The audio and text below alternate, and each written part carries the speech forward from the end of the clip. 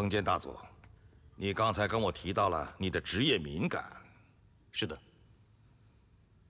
你认为有人想利用这次外交晚宴盗走我的 NH 密码吗？我是这样推测的。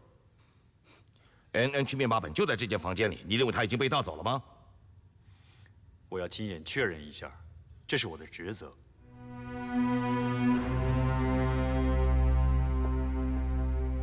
司令官阁下，你的部下非常自信。如果 NH 密码本安然无恙的话，封建大佐擅自扰乱大日本帝国上海领事外交活动，这个责任该怎么办？封建大佐，你确信吗？司令官，我需要看一下。NH 密码本是帝国的核心机密啊，封建大佐他要确认也是职责所在。好，我可以让你亲眼确认一下。不过我告诉你，任何人想要从这间屋子里盗走 NH 密码本，那是绝无可能的。为什么？因为这个保险柜的电源24小时连接着报警器，一旦发生意外，立即触发报警器，同时封锁整个领事馆，任何人都不要想从这间房子里逃出去。如果报警器的电源切断了，会发生什么事情？报警器电源不是那么容易切断的，因为它的开关就装在另一个保险柜里。那么把2层的电源全部切断了，只要断电5分钟，它就会启用备用电源，同时触发另一套报警系统。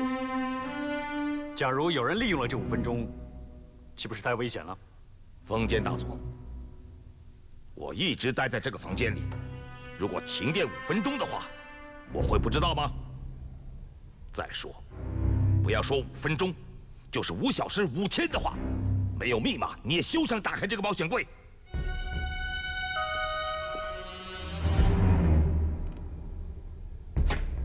封建大佐，你自己亲眼确认吧。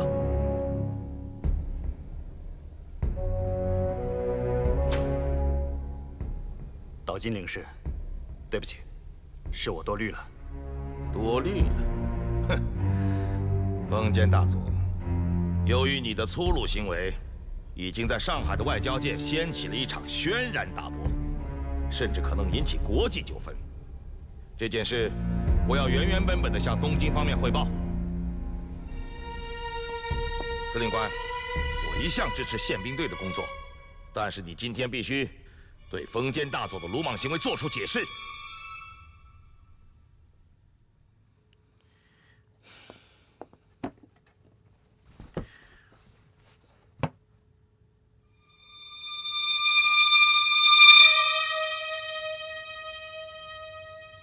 岛津领事，有问题吗？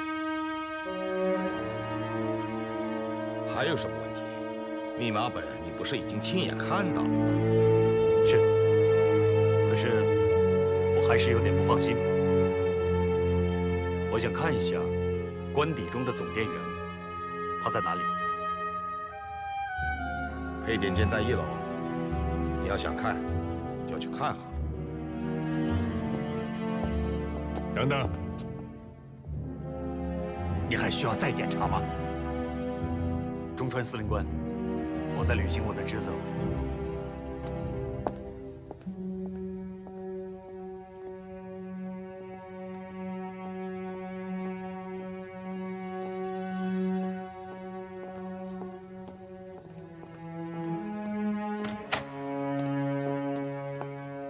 官邸分电器在哪里？大佐，在这里。等等。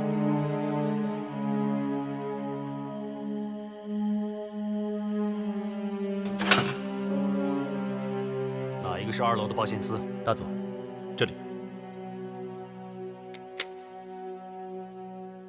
封建大佐，你知道你在做什么吗？你把它拔下来，领事馆2楼全部都要停电，并且触发警报系统。你到底在干什么？领事先生，虽然领事馆的经费不很宽裕，也不至于买不起一根保险丝吧？很明显，刚才有人切断了电源，企图拿走你的 NH 密码本。这不可能，我一直待在书房里。如果切断电源的话，我不可能不知道。再说，没有人到过我的书房。好，那于小姐呢？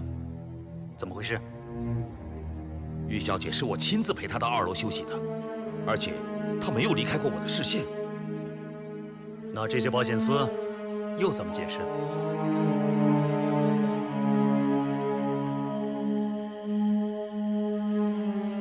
还不快去找人来修！嗨，你们给我查一查，看看有谁靠近过配电间。嗨，等一等，通知哨岗，封锁租界。今天晚上参加晚宴的人都要严格搜查。嗨。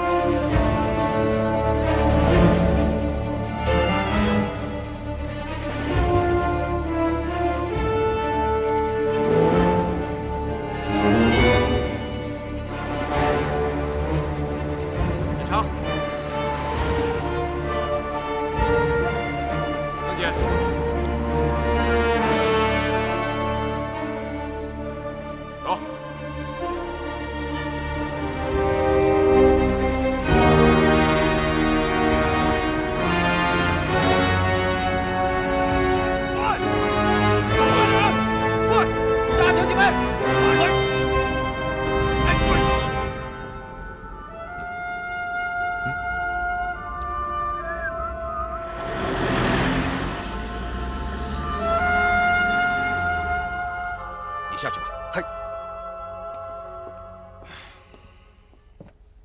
领事先生，现在我们身边没有外人，你一定要跟我说实话。你刚才和于小姐上楼的时候，有没有发生什么意外？我可以向天皇陛下保证，没有任何意外的事发生。电源一直是接通的，连台灯都没有熄灭过呀。文件大佐，我已经让白小姐在隔壁等你了。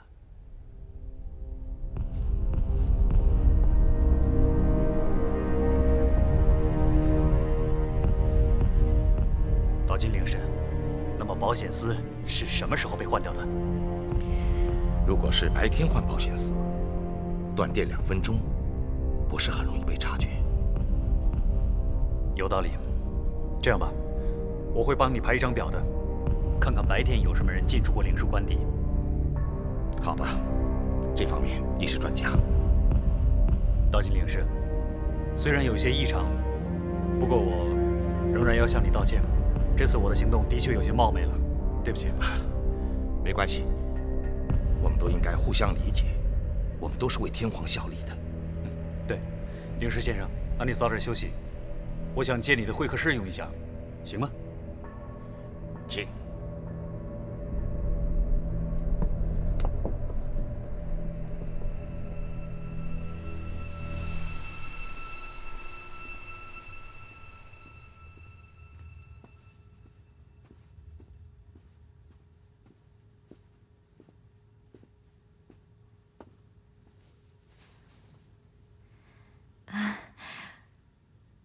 我叫白云裳，是个演员。你们找错了吧？我没有找错人，我找的就是你，白小姐，请坐。我找了很久，才找到你这样一个合适的人选。如果我没有记错，白小姐，你是满铁师范学校的毕业生，对吧？你怎么知道？我来到上海之后，看了大量的资料，对上海的情况做了一些研究，白小姐的名字也在其中。你现在只需要回答我，你是还是不是？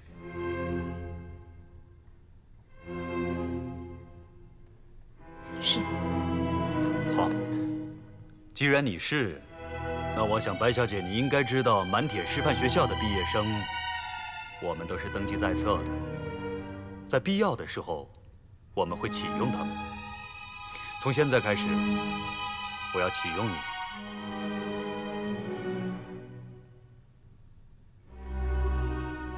先生，叫我风间九言，大佐宽限。你可以叫我风间大佐。从现在开始，我是你的直线上级，我们是一家人了。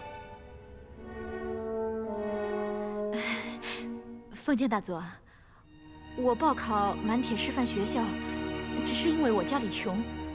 满铁是不用花钱的，我没想过要做间谍。很多人一开始都没想过，我也没想过。不过，我们都走上了这条路。你知道吗？做间谍是很刺激的事情，能让你的生活更加丰富。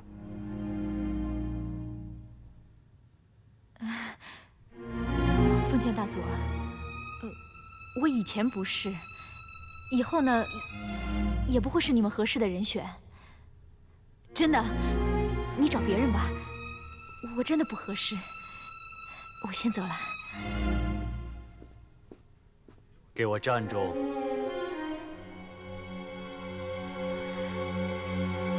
你们不会强人所难，硬逼我跟你们合作吧？为什么不会？白小姐，当时你没有从满铁师范学校毕业，对吗？为什么？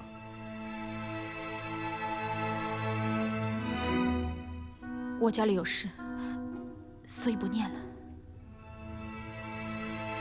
家里有事？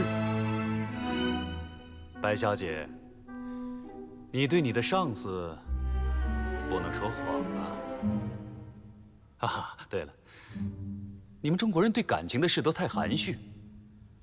这么刺激的事，你不好意思说的，没关系，我来帮你回忆回忆。那是你在学校毕业前1年的事情。你满铁师范学校的老师很喜欢你，于是，在教室里，他和你发生了关系。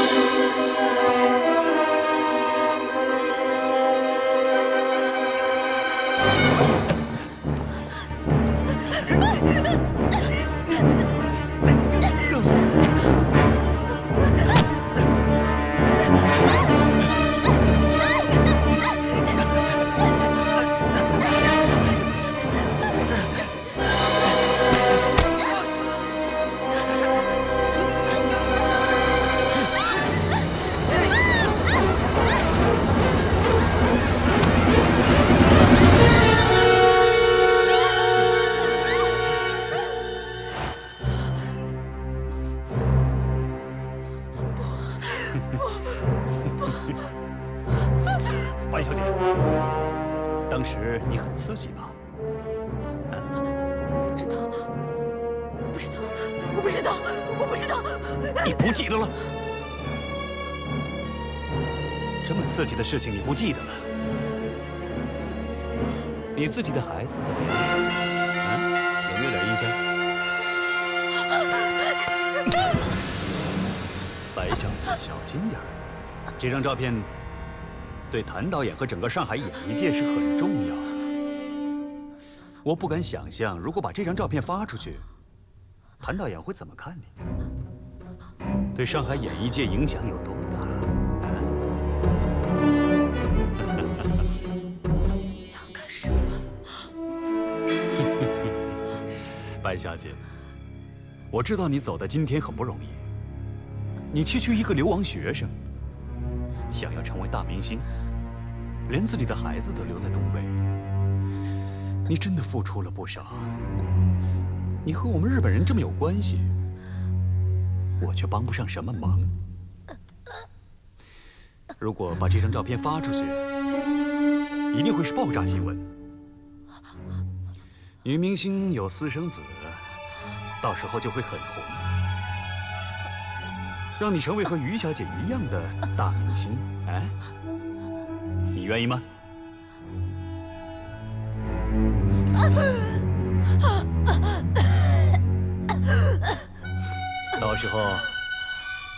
你深爱的谭导演一定会很惊讶的。他身边这个看似很单纯的女人，原来有这么多故事。不过，如果你和我合作的话，也许你和谭导演还有机会呢。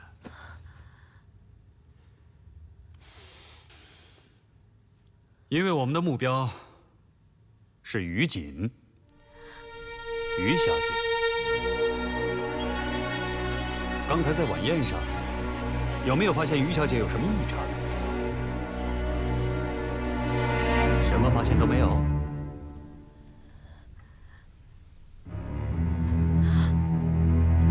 于小姐跟刀经理是上楼去了。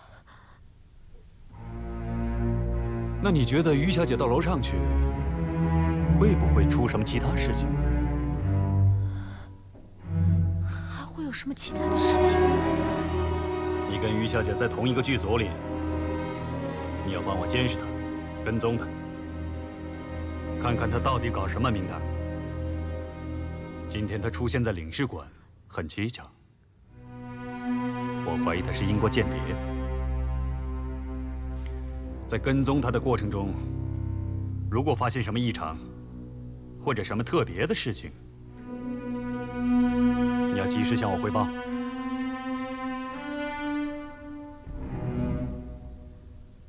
于小姐是英国间谍？有可能。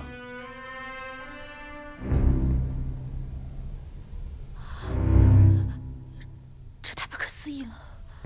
白小姐，我也觉得难以置信，所以我要你帮我盯着他。你能做到吗？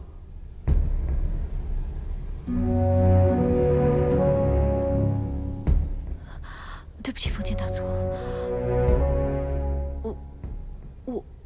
我和于小姐比武，我输给她了，这是全剧组的人都知道的事情，所以我宣布了退出这个组，以后再也回不去了。那你就帮我想点办法吧。你要回去向他道歉。总之，你要尽快回去给我盯着他，这是你唯一的任务，就这么简单，必须做到。没关系，你是演员，表演起来肯定会很出色的。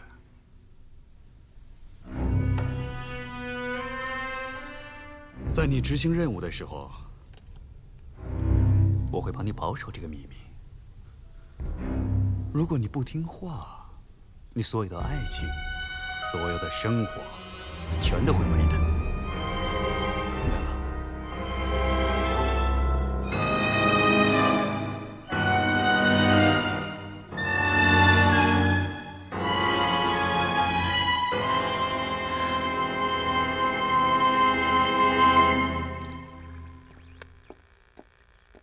李处长，情报已经完整破译出来了。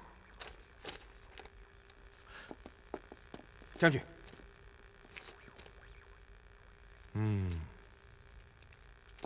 马上申请求见美作，我要亲自汇报。是。中英情报机构第一次联手合作，取得了珍贵至极的日本 NH 密码本，完整破译了花粉送出的情报附件。附件是日本战时内阁拟议中的绝密作战计划。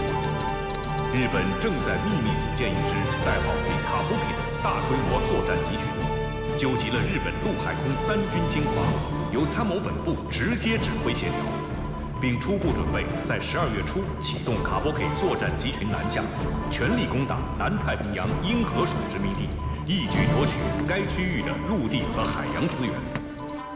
此一信息令英国军方及情报部门震惊不已。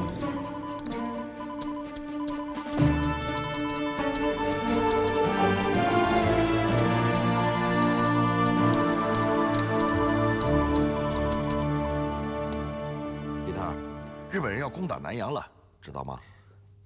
是花粉情报。英国方面指示，要和中国展开全面的合作，尽一切力量把日军的精锐战力给拖住，最好是消耗在中国战区，这样就减轻了我们英国在南洋的压力。那具体的任务是什么？你的伤好了吗？啊，好很多了，没事。啊，我们原来有一批军火准备通过中缅公路运往重庆，可是呢，伦敦方面突然改变了主意，想从香港运往上海，通过上海的地下交通线，直接运到敌占区的中国游击队，充实那儿的力量。货已经到了吗？今天傍晚，16铺码头，维多利亚号。我估计顶多在明天，游击队来接头的人就会到上海，他们会通过地下交通线和你直接接触。好。这次来接头的人是谁啊？你的老朋友，上海东宝行的鲁阿大。哎，他可是拿了我们英国人的 pass。你在跟他接头的时候要特别小心，别让日本人盯住了。放心吧，小意思。我倒是希望您能够把花粉渠道的事情都交给我，让我觉得自己还有点重要性。皮特啊，现在是最关键的时候，我一口气都不敢松，保持现状就是最大的安全，明白吗？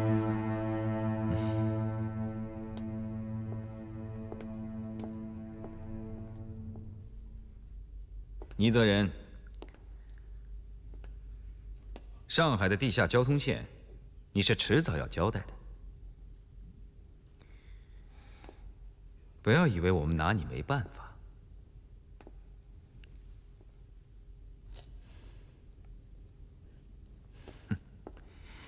你如果以为你一言不发，我们就会放过你，那你就太天真了。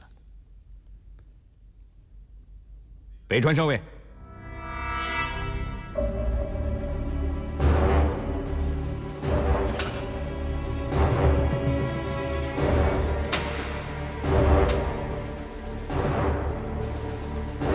科长，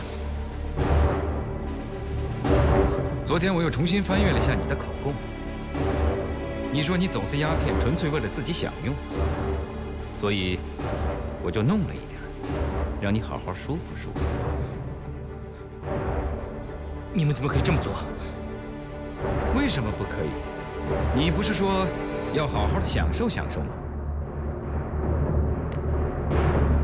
请吧，倪先生。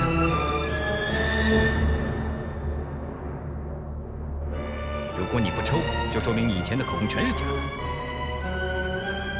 如果这样的话，你现在的待遇就会完全不一样了。我拿出的是套烟具，下面呢，可就是刑具了。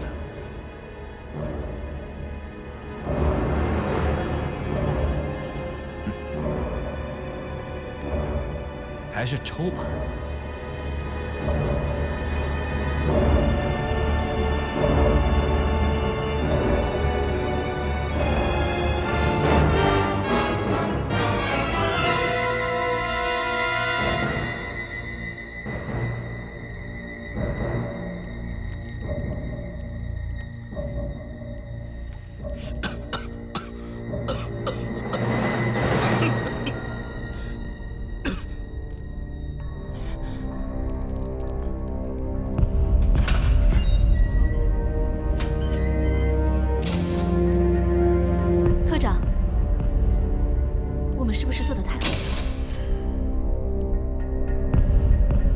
审讯倪泽仁的策略是丰间大佐制定的，我们只需要做好自己的工作就行了，不要胡思乱想了。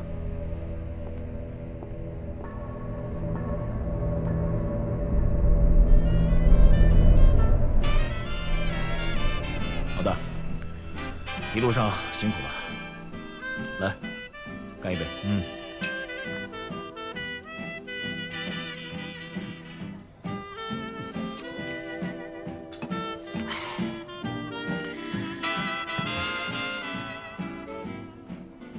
彼得，看你这个样子，心情不舒畅吧？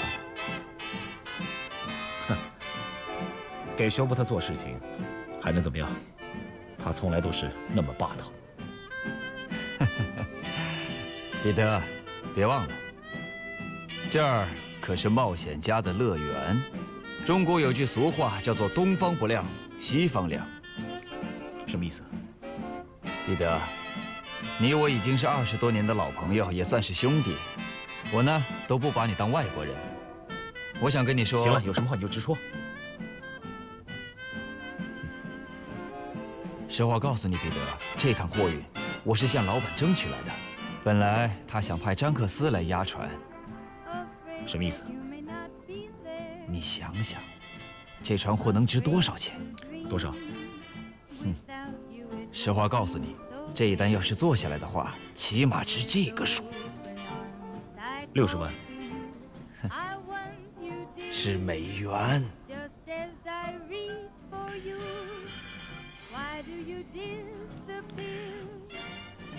阿达，英国人的规矩你是知道的，这种事情不能随便做吧？彼得兄弟啊，你们英国人就喜欢死要面子、穷讲规矩。你在休伯特手底下做事情，心情不舒畅，难道你就不会想点办法让自己变得舒畅一点吗？阿达，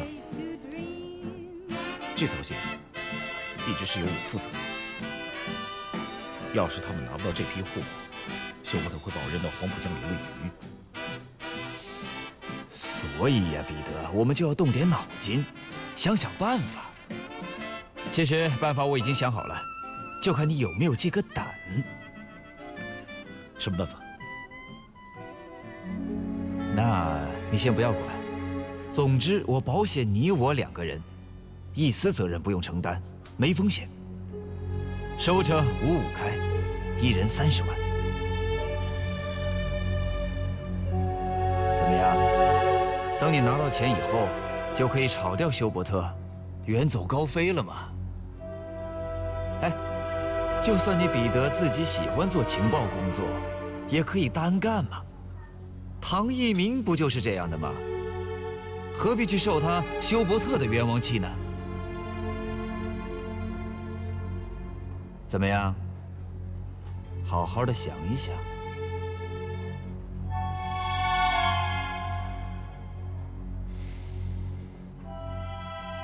司令官 ，NH 密码已经泄密了。你怎么处理呀？立即向东京报告。岛津领事在东京政界和财界的高层都有着广泛的人际，你一定要慎重。我不管，我只是个做技术工作的。冯建军，我是好意。如果你不做点技术处理，岛津领事的前程就彻底完蛋了。这对你有什么好处呢？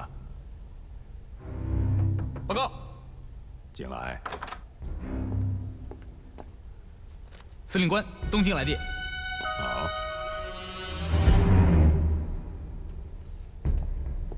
看到了吧？你看，又是催你抓紧的。你来上海的时候，你夸口说你1个月里就能把花粉案解决，现在都1个月多了，你的进度在哪里？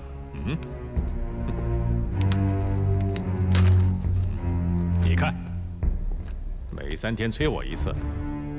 如果不是我给你顶着，你现在恐怕早在东京的大街上吃拉面了。谢谢，司令官。你想教我怎么做？向参谋本部报告 ，NH 密码已经泄露，但是岛津领事的责任一定要回避掉。我知道了。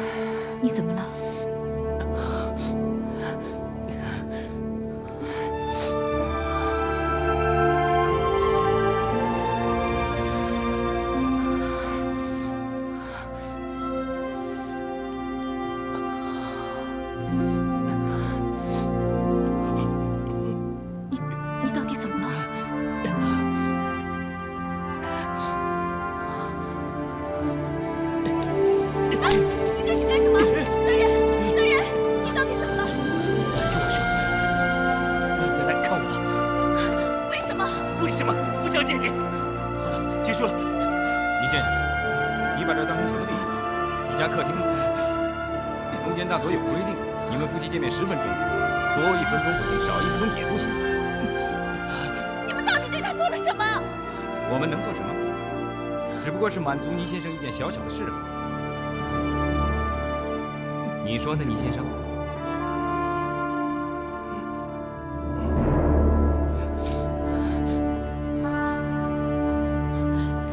责任，给我烟！我要抽烟！我受不了了！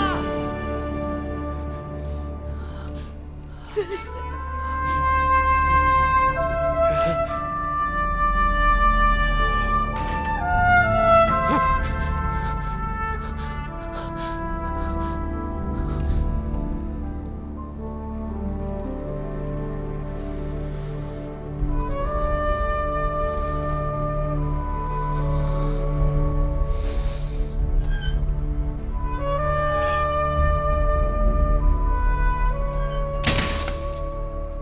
你这人送回去了？送回去了，给了他烟土。于小姐呢？去厕所了。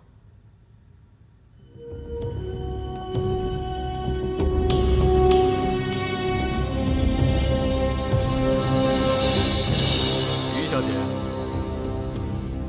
我们又碰面了。封建大佐，你们太过分了吧？于小姐，倪先生自己已经交代了，他的鸦片是要运到封锁区去，给反日游击队做药品。你胡说！你不相信？你不相信可以自己去看看他的供词，供词的细节我们编造不出来。不管他是不是犯了罪，我希望你们能够文明点。你这可是错怪我了。倪先生忍受不了自己一个人单独相处的寂寞，他需要我们提供一点消遣，给他鸦片是一种特殊的人道。那我应该谢谢你了。不用客气，于小姐，到时候你就请我看你的那台大戏《胡不上海》就可以了。于小姐，直觉告诉我，你这个人来历不简单。不管你走到哪里，哪里就会出事情。那天我在领事馆碰到你，我心里就开始犯嘀咕，说不定领事馆又会出点什么事情。哦，领事馆出了什么事情呢？有一些蛛丝马迹，事情也许很快就要发生，也许已经发生了。于小姐，你是英国籍，又是大明星，很浪漫。那天岛津领事的表现怎么样？没想到你这么龌龊。龌龊？我担心的不是什么龌龊，而是龌龊背后的东西。于小姐，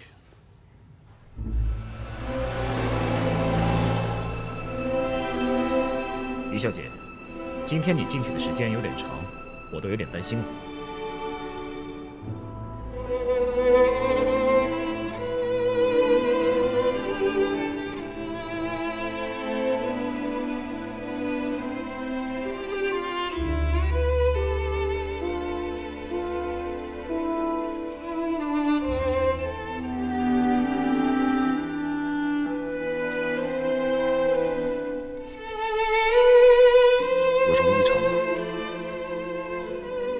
出来的时候又碰到了封建九言，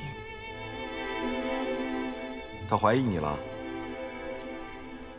上次探监就遇上他，在领事馆又碰上一次，再加上这次，他不起疑心才怪。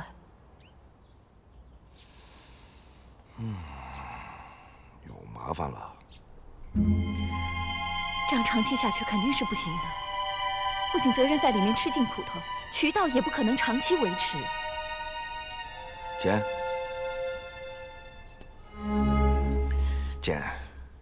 你也知道，花粉情报对于这场战争十分的重要。现在除了这条渠道，我们根本没办法把花粉情报搞到手。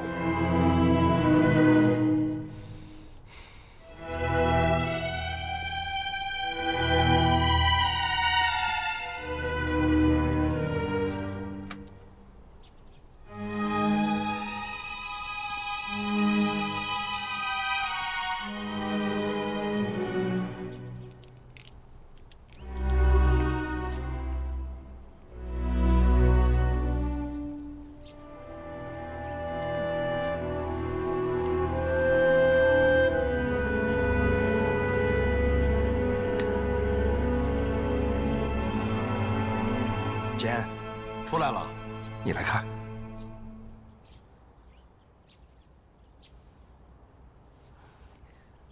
你怎么了？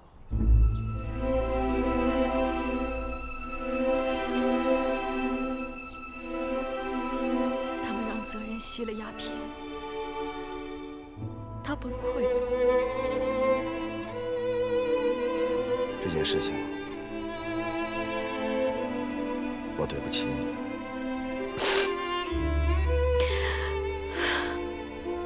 别说了。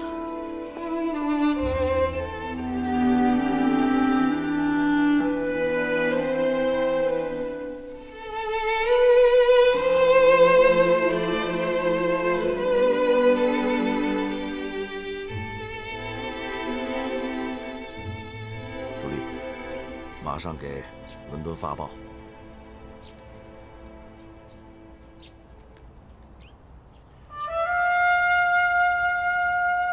花粉情报：日本海军航空部队近期在鹿儿岛和鹰岛再次进行了为期2周的封闭式强化训练和实战演习。山本56亲自挑选并任命具有3000小时飞行经验的顶级飞行员原田美津雄中佐担任训练总教官。演习项目和针对目标不详。强化训练的结果，日本海军航空兵的投弹命中率提升至80%，300米高度水平轰炸命中精度达到了30米以内。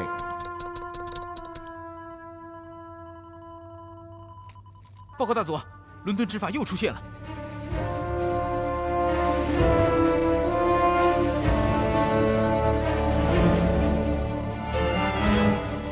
不走，就是他。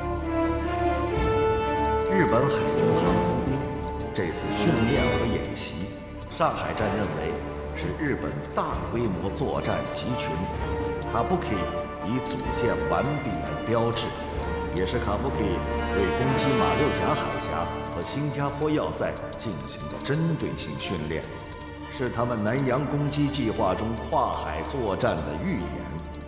他们的作战具备了攻破近海海军防御的登陆能力。大英帝国在远东实际上已无险可守。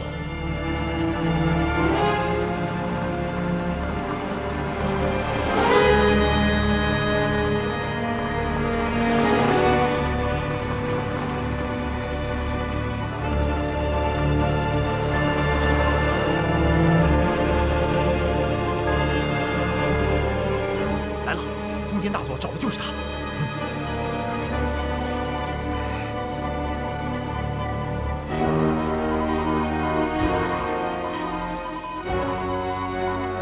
赶紧标注位置。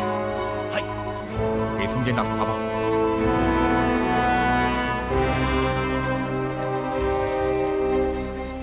大佐，这是邮电大楼发来的电报，报告他们发现的信号的位置。有喜。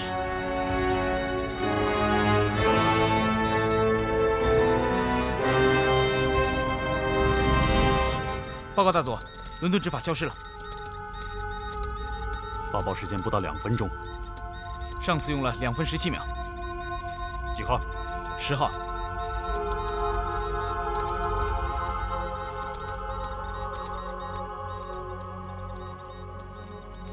报告，岛津领事想见您。岛津领事，一个人吗？对。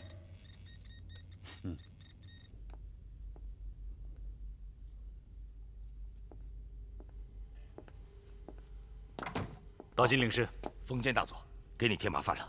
哎，来，岛津领事这边坐。坐。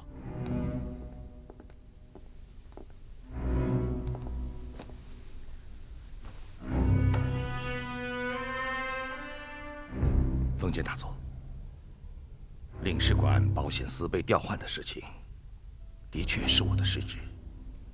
领事先生，我已经向东京报告了。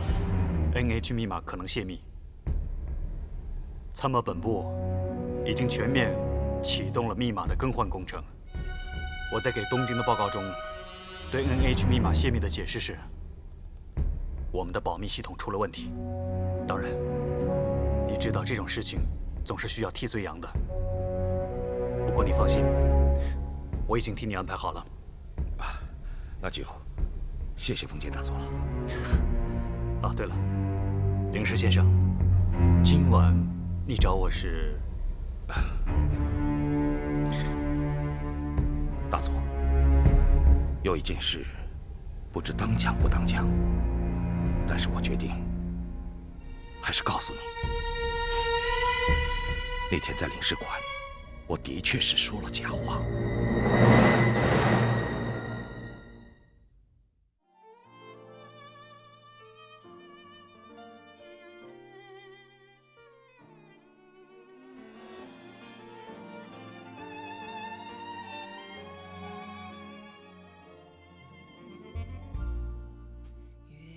下寂寞歌唱，心徘徊，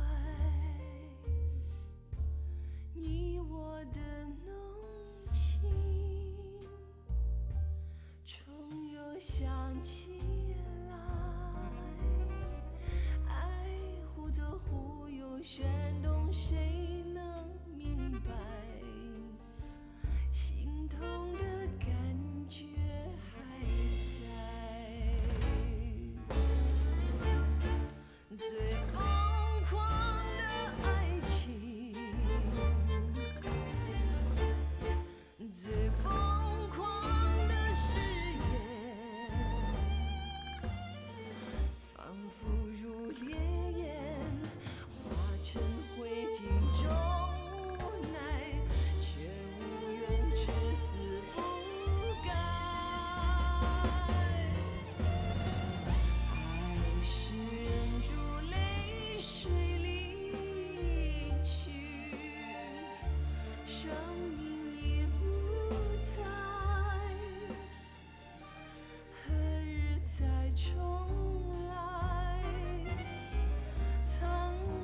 生